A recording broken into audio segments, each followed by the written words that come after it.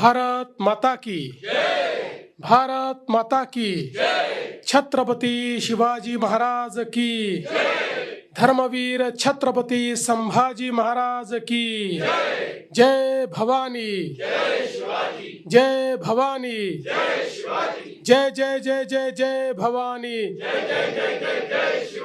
जय जय जय जय जय शिवाजी बोल पुंडलिक वरदा हरी विठ्ठल श्री ज्ञानदेव पंढरीनाथ भगवान की गणपती बाप्पा। आज मला अतिशय आनंद आहे की महाराष्ट्र या ठिकाणी स्वित्झर्लंडमध्ये बृहन महाराष्ट्र मंडळाच्या माध्यमातून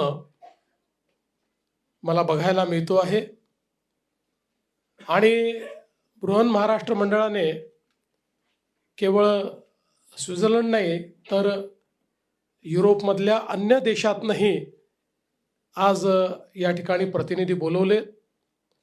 सर्वात पहिल्यांदा मी आपल्या सर्वांचे आभार मानतो की जे मराठमोळं स्वागत आपण सर्वांनी या ठिकाणी माझं केलं। मी महाराष्ट्रात आहे की झुरिकला आहे असा प्रश्न मला पडला। पारंपरिक वेश, पारंपरिक पद्धती आणि पारंपरिक उत्साह या तिन्ही गोष्टी या स्वागतामध्ये मला पाहायला मिळाल्या आणि मी हे समजू शकतो की याकरता आपण सगळ्यांनी किती मेहनत घेतली असेल। एकतर इथे सकाळी 6 वाजता स्वागताला यायचं म्हणजे आपल्यापैकी अनेक लोक रात्रभर जागे असाल, पण तरी देखील उत्साहामध्ये मात्र कुठलीही कमतरता या ठिकाणी दिसली नाही। विशेषतः आमच्या ज्या बहिणींनी लेझिम या ठिकाणी सादर केलं त्यांचं मनापासून मी अभिनंदन करतो आणि आभार मानतो। असं वाटत होतं की कदाचित त्या रोज प्रॅक्टिस करतायत, इतक्या सफाईदारपणे त्यांनी या ठिकाणी लेझिमचं नृत्य सादर केलं आणि आपली जी पद्धत आहे की कुठलंही स्वागत हे लेझिम पथकाने आपण त्या ठिकाणी करतो। आणि हळूच माझ्या कानात सांगण्यात आलं की आम्हाला तर ढोल पथकही ठेवायचं होतं, पण इथल्या कायद्यात सकाळी सकाळी रविवारी अशा पद्धतीने ढोल वाजवता येत नाही, त्यामुळे ते आम्ही ठेवलेलं नाही। या ठिकाणी जी सादरीकरणं झाली ती देखील अतिशय सुंदर झाली। विशेषतः आजचं सुपरस्टार तर विमानच आहे, त्याचं आपण सगळे अतिशय मनापासून अभिनंदन करू।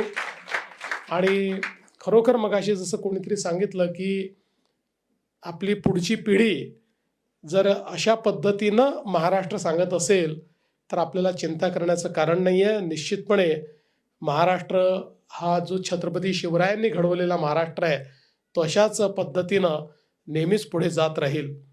पण त्यासोबत महाराष्ट्राची जी काही समृद्धी आहे ती समृद्धी महाराष्ट्राच्या वारीमध्ये आहे आणि ही वारीची परंपरा, ज्या परंपरेने महाराष्ट्राला समृद्ध ठेवलं, ज्या परंपरेने आक्रमणाच्या काळातही आम्हाला निराश होऊ दिलं नाही, अशी ही वारीची परंपरा की जी औरंगजेबही बंद करू शकला नाही, अशी ही वारीची परंपरा आज या ठिकाणी आपण जी सादर केली ती खरोखर अतिशय सुंदर अशा पद्धतीनं विठू माऊली जणू काही या ठिकाणी विठ्ठल रुक्माई आमचे प्रगट झाले होते अशा पद्धतीनं ही वारीची परंपरा या ठिकाणी सादर झाली। जी गाणी या ठिकाणी गायली गेलीत, वसंत बापटांचं गरजा महाराष्ट्र असेल किंवा वेगवेगळ्या प्रकारे जे काही आपल्यासमोर सादरीकरण झालं, खरोखर मी असं म्हणेन की अगदी आपल्यातला जो मराठीपणा आपल्यातला आहे ते जागृत व्हावं अशा पद्धतीनंच हे सादरीकरणं या ठिकाणी सगळी झालीत। आणि विशेषतः वेगवेगळ्या ठिकाणून आलेले जे आपले प्रतिनिधी आहेत त्यांनीही खूप छान पद्धतीनं त्या ठिकाणी ते काय करतायत हे आपल्यापुढे मांडलं आणि पुढे आपल्याला काय करायचं आहे याचा देखील एक अतिशय चांगला विचार आपल्या सगळ्यांच्या या मार्गदर्शनातून या ठिकाणी मिळाला। आणि आता आपण सगळे एका गोष्टीकरता फार उत्साही आहोत आणि तो म्हणजे महा NRI कनेक्ट. महा NRI कनेक्ट हा जो प्लॅटफॉर्म आपण तयार करणार आहोत, आज आमच्या जो आपला डायस्पोरा आहे, जगभरामधले मराठी लोक इतक्या वेगवेगळ्या गोष्टी करतायत आणि त्यातल्या अनेक गोष्टी या अतिशय अर्थपूर्ण अशा प्रकारच्या आहेत, अतिशय ज्याला म्हणतात नेत्रदीपक अशा प्रकारच्या आहेत, अतिशय परिवर्तनशील अशा प्रकारच्या आहेत. अशा या सगळ्या गोष्टी एकमेकासोबत त्या ठिकाणी शेअरही झाल्या पाहिजेत, एकमेकाला समजलेही पाहिजेत. कारण शेवटी आपण बृहन महाराष्ट्र म्हटलेलं आहे, त्यामुळे त्याचं जे बृहत स्वरूप आहे ते स्वरूप जगाच्या पाठीवर कुठेही गेलो तरी त्या ठिकाणी जे आमचे मराठी जन आहेत त्यांचा कनेक्ट हा जगातल्या इतर मराठी जनांशी असला पाहिजे. मला असं वाटतं याकरता हा एक अतिशय सुंदर प्लॅटफॉर्म आपण तयार करतोय. जो प्लॅटफॉर्म जो छत्रपती शिवरायांनी आपल्याला या ठिकाणी सांगितलं होतं की स्वदेश, स्वधर्म आणि स्वभाषा या 3 गोष्टी फार महत्त्वाच्या आहेत. या तिन्ही गोष्टी या एका प्लॅटफॉर्मच्या माध्यमातून आपल्या सर्वांना कनेक्ट करतील, आपल्या सर्वांना जोडतील आणि निश्चितच त्यातनं एक नवीन समृद्धीची वाट ही आपल्या सर्वांना या कनेक्टच्या माध्यमातून पाहायला मिळेल. आपल्या सर्वांना कल्पना आहे की आपली मराठी भाषा आपल्या देशाचे पंतप्रधान माननीय नरेंद्र मोदीजी यांनी तिला अभिजात भाषेचा दर्जा दिला. मी नेहमी असं सांगतो की मराठी भाषा अभिजात होतीच, परंतु त्याला राजमान्यता मिळणं हे महत्त्वाचं होतं आणि या निर्णयामुळे राजमान्यता मिळाली आणि आपल्या सर्वांना अभिमान आहे की आता मराठी भाषेला अभिजात भाषेचा दर्जा मिळाला आहे. आणि या मराठी भाषेच्या संवर्धनाकरता, मराठी भाषेच्या ला अधिक समृद्ध आणि संपन्न करण्याकरता आपण सगळे मिळून या ठिकाणी प्रयत्न करणार आहोत. आणि खरोखर यामध्ये आपलं जे काम आहे ते याकरता अतिशय महत्त्वाचं आहे की आपण भारताबाहेर, युरोपमध्ये, वेगवेगळ्या देशांमध्ये मराठी शाळा चालवता, मुलांना मराठी शिकवता. कारण भाषा एक असं माध्यम आहे की त्या भाषेने आपली संस्कृती, आपले संस्कार, आपले उत्सव, आपल्या परंपरा या सगळ्या गोष्टींशी आपण जोडलं जातो. आपलं साहित्य असेल, आपल्या कला असतील, या प्रत्येक गोष्टीशी आपण जोडलं जातो. आणि आजही मला असं वाटतं की भारतातलं जसं महाराष्ट्र हा एक प्रकारे सगळ्यात समृद्ध राज्य म्हणून महाराष्ट्राकडे पाहिलं जातं, पण भारतामध्ये सांस्कृतिकदृष्ट्याही सर्वात समृद्ध समाज जर कुठे असेल तर तो महाराष्ट्रामध्ये आहे. त्यामुळे केवळ महाराष्ट्राने भौतिक समृद्धी मिळवलेली नाही तर सांस्कृतिक समृद्धी देखील आम्ही मिळवलेली आहे. आणि मला असं वाटतं की खरं तर आम्ही आमची सांस्कृतिक समृद्धी टिकवली म्हणूनच भौतिकदृष्ट्या आम्ही समृद्ध होतो असं जर मी म्हटलं तर ते चुकीचं होणार नाही. आज मला सांगताना आनंद वाटतो की ज्या प्रकारची प्रगती आपला महाराष्ट्र करतोय, आज $1 ट्रिलियन इकॉनॉमीकडे आम्ही चाललो आहोत. आत्ता तरी कोणाशी स्पर्धा नाही आहे, कारण महाराष्ट्र या स्पर्धेमध्ये इतका पुढे आहे की आपल्या नंतर जो या स्पर्धेमध्ये दुसरं राज्य आहे ते राज्य आपल्यापेक्षा अर्ध्यावर आहे. त्यामुळे मला विश्वास आहे की पहिली सब नॅशनल $1 ट्रिलियन इकॉनॉमी भारतातली आपला महाराष्ट्रच असेल. आणि पुढच्या 3 ते 4 वर्षामध्ये हे करून दाखवण्याचा प्रयत्न आम्हाला सगळ्यांना करायचा आहे. आज जसा मगाशी उल्लेख झाला की महाराष्ट्र FDI मध्ये नंबर 1 आहे, महाराष्ट्र स्टार्टअपमध्ये नंबर 1 आहे, महाराष्ट्र आपण जर विचार केला तर एक्सपोर्टमध्ये आज पहिल्या क्रमांकावर आहे, महाराष्ट्र मॅन्युफॅक्चरिंगमध्ये पहिल्या क्रमांकावर आहे. देशामध्ये जी काही डेटा सेंटर कॅपॅसिटी तयार झाली आहे त्याची 60% डेटा सेंटर कॅपॅसिटी ही आज महाराष्ट्राने तयार केलेली आहे. महाराष्ट्र आता AI मध्ये नंबर 1 आहे, महाराष्ट्र डिफेन्स मॅन्युफॅक्चरिंगमध्ये नंबर 1 आहे. त्यामुळे पहिल्या क्रमांकाची ही जी यादी आहे ही एक प्रकारे न संपणारी अशा प्रकारची यादी महाराष्ट्राची आहे. ज्या प्रकारे मोदीजींच्या नेतृत्वामध्ये देशामध्ये इन्फ्रास्ट्रक्चर तयार झालं त्यात सर्वाधिक आयकॉनिक इन्फ्रास्ट्रक्चर तयार करणारा देखील महाराष्ट्र आहे. आताच मुंबईचा उल्लेख झाला, मुंबई हे टोटली आपण ट्रान्सफॉर्म केलेलं आहे आणि पुढच्या काळात ते अजून ट्रान्सफॉर्म करणार आहोत. मी तुम्हाला विश्वासानं सांगतो, आजपासनं दरवर्षी तुम्ही जेव्हा मुंबईला याल, प्रत्येक वर्षी तुम्हाला एक बदललेली मुंबई दिसेल आणि 2030 साली जगातल्या कुठल्याही विकसित राष्ट्राची जी राजधानी आहे त्यापेक्षा उत्तम अशा प्रकारची मुंबई ही पुढच्या 5 वर्षामध्येच आपल्याला तयार झालेली दिसेल.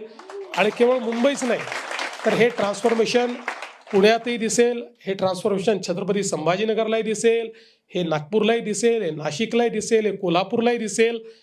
अतिशय चांगल्या पद्धतीनं आपण आता आपल्या कार्याचा वेग पकडलेला आहे आणि मला विश्वास आहे की आपली टॅगलाईनच आहे, आता महाराष्ट्र थांबणार नाही.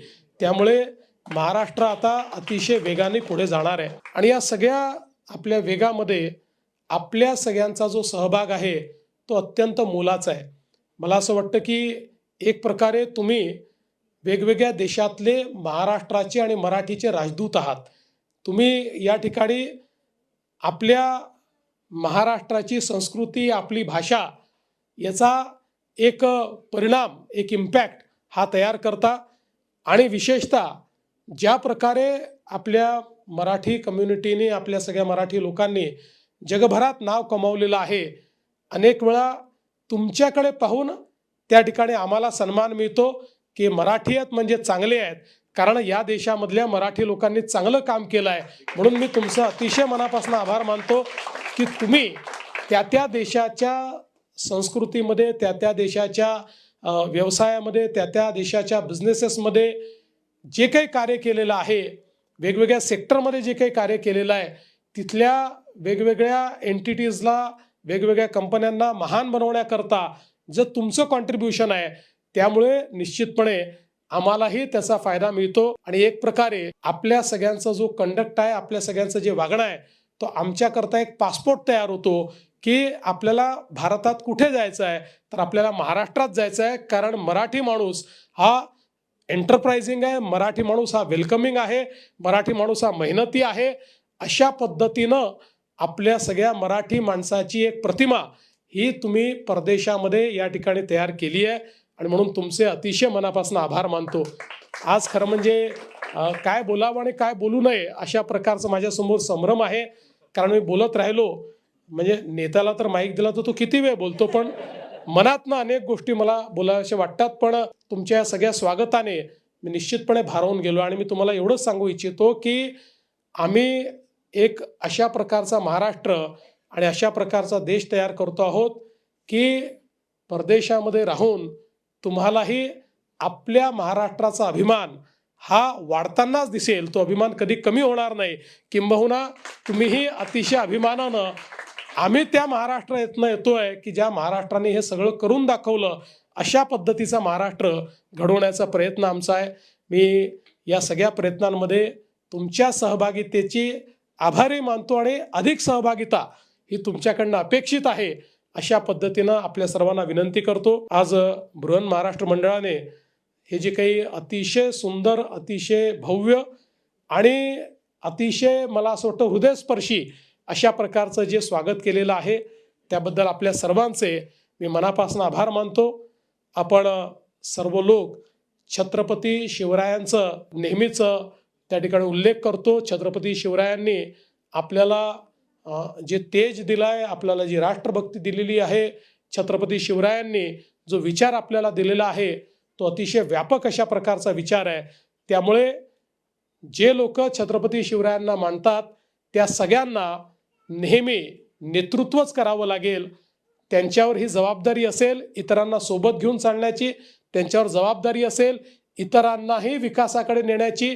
आणि म्हणून मला विश्वास आहे की संपूर्ण भारताला आपण मराठी जन हे भारताचा स्वाभिमान बनू, भारताचा अभिमान बनू आणि या सगळ्या विकासाच्या वाटचालीमध्ये आपण सगळे एकत्रितपणे सगळ्यांना सोबत घेऊन पुढे जाऊ हा विश्वास व्यक्त करतो.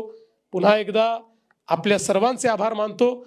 विशेषतः आमची जी छोटी छोटी मुलं या ठिकाणी आलेली आहेत त्यांचं अतिशय मनापासून कौतुक करतो की ते बिचारे तेही रात्रभर जागे आहेत आणि तरी देखील त्यांच्याही उत्साहात कुठे कमतरता आलेली नाही, ही अतिशय आनंदाची गोष्ट आहे.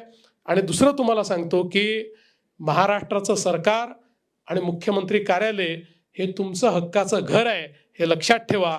कुठल्याही गोष्टी करता तुम्ही आमच्याशी कनेक्ट होऊ शकता, हे देखील मी या ठिकाणी अधोरेखित करू इच्छितो. पुन्हा एकदा आपल्या सर्वांचे खूप खूप धन्यवाद.